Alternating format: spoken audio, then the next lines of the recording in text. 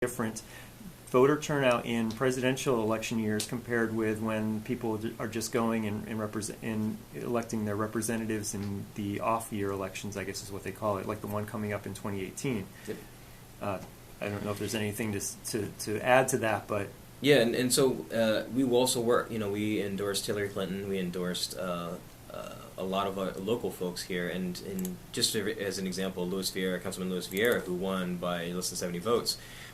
We were on the ground. We endorsed him. We engaged him with our communities, and we won that by less than 70 votes in a few thousand vote turnout election, which is pretty. It's fairly small it's a city council election that happens a couple months after the presidential election, so it doesn't get enough, as much media attention as we would like it to be.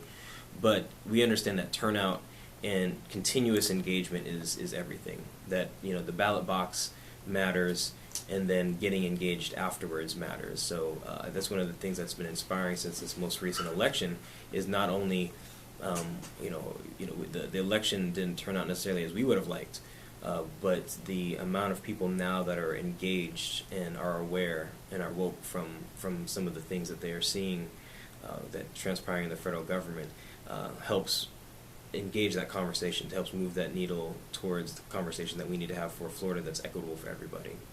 well, we have a caller on the line who wants to talk about the Muslim ban. Hi, Mike.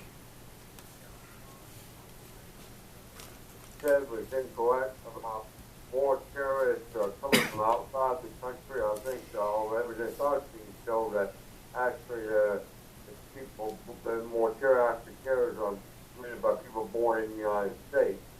And whether there are terrorists coming from outside the country, it's mostly in Saudi Arabia, but yet they don't have anything to do with banning them. So I think this is a political thing.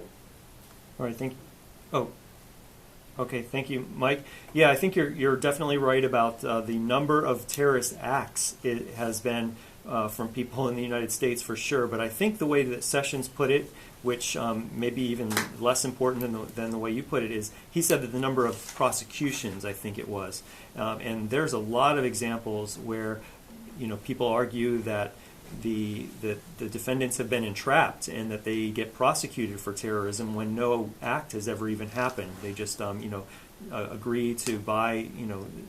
agree to some cash payment from some guy who happens to be an FBI informant or something, and then they get prosecuted for terrorism. So I think that's what Sessions was referring to.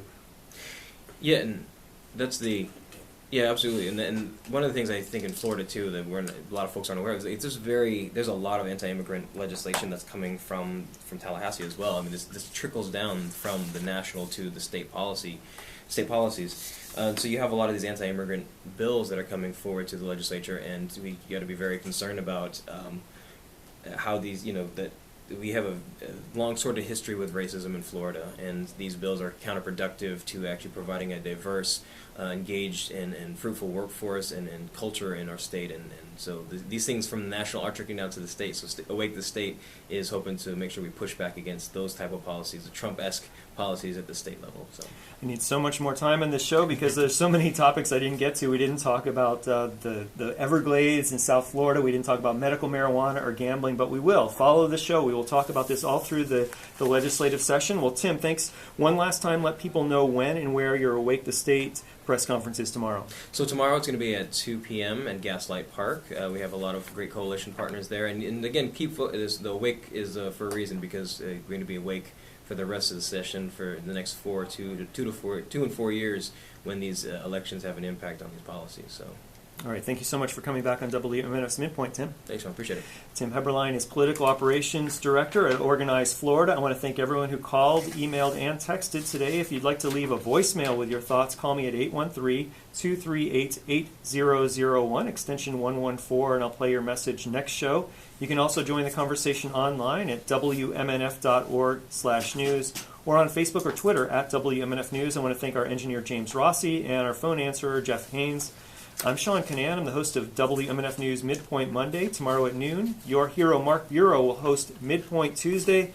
And right now, after NPR headlines, is Executive Session with Craig Kopp. So stick around, and you're listening to WMNF Tampa, St. Petersburg, Sarasota.